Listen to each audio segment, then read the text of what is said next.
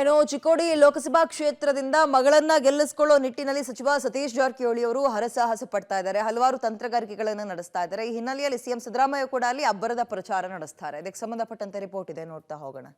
BJP ಭದ್ರಕೋಟೆಯಲ್ಲಿ Congress ರಣತಂತ್ರ. ಕೈ ಅಭ್ಯರ್ಥಿ ಪರ ಸಿಎಂ ಸಿದ್ದರಾಮಯ್ಯ ಪ್ರಚಾರ.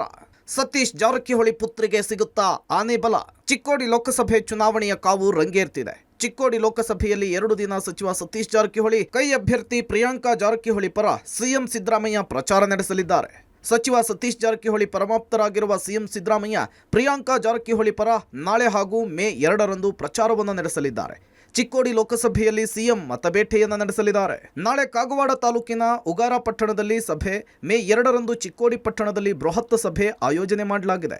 ಸಿಎಂ ಪ್ರಚಾರದಿಂದ ಚಿಕ್ಕೋಡಿ ಕ್ಷೇತ್ರದಲ್ಲಿ ಕಾಂಗ್ರೆಸ್ ಪಾಳಯಕ್ಕೆ ಆನೆ ಬಲ ಬರುವ ಸಾಧ್ಯತೆ ಇದೆ. ಸಿದ್ದರಾಮಯ್ಯ ಅವರು 28ಕ್ಕೆ ಉಗಾರ, 2 ತಾರೀಕು ಚಿಕ್ಕೋಡಿ, 2ಗೆ ಚಿಕ್ಕೋಡಿ. ನಾವು ನೋಡಿದ್ಮೇಲೆ ಗೊತ್ತಾಗ ಈಗ ಹೆಂಗೆ ಹೇಳುತ್ತೆ, ನೀವು ನೋಡೋದಕ್ಕೆ ಗೊತ್ತಾಗಲ್ಲ ಅವಾಗ ಎಷ್ಟು ಕೊಡ್ತಾರೆ ಎಷ್ಟು ಬಿಡ್ತಾರೆ ಅನ್ನೋದು. ಅದನ್ನು ಹೆಚ್ಚಿನ ಸಂಖ್ಯೆಯಲ್ಲಿ ಕೂಡಿಸ್ಲಿಕ್ಕೆ ಪ್ರಯತ್ನ ಮಾಡ್ತೀವಿ. ಜನ ಎಷ್ಟು ಬರ್ತಾರೆ ಅನ್ನೋದು ಅದೇ ದಿವಸ ಗೊತ್ತಾಗೋದು. ನಾವು ಹೆಚ್ಚಿನ ಸಂಖ್ಯೆಯಲ್ಲಿ ಪ್ರಯತ್ನ ಮಾಡ್ತೀವಿ.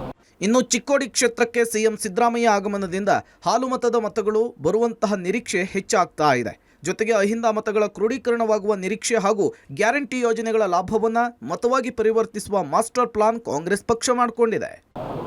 ಕೇಂದ್ರದಿಂದ 5 ಪ್ರಣಾಳಿಕೆಯನ್ನು ಬಿಡುಗಡೆ ಮಾಡಿದ್ರಲ್ಲ, ನಿನ್ನೆ ಈಗಾಗಲೇ ಬಿಡುಗಡೆ ಮಾಡಿದ್ದಾರೆ. ಡೆಲ್ಲಿಯಲ್ಲಿ ಖರ್ಗೆ ಅವರು, ರಾಹುಲ್ ಗಾಂಧಿ ಅವರು.